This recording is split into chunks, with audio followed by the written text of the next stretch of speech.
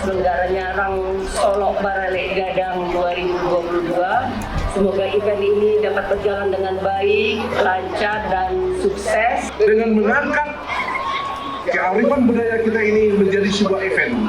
Mari kita sukseskan bersama-sama, kita nikmati bersama-sama sehingga berjalan dengan baik dan lancar dari awal hingga akhir nantinya. Dengan mengucapkan Bismillahirrahmanirrahim, event Solok Baralek Gadang secara resmi kami buka.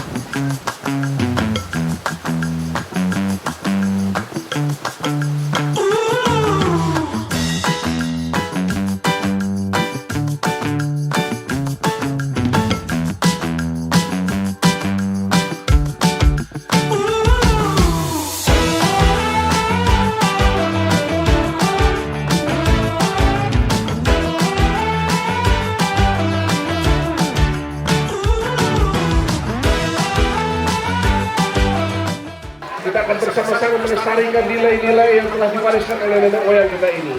Tidak boleh terjadi anak keponakan kita tak pandai basilek. Saya berharap ke depan memang ini kita pertandingkan dulu. Dari itu, Mbak Datu, Pak Wali Kota, semoga saja kegiatan ini meningkatkan semua sasaran yang ada di Kota Solok.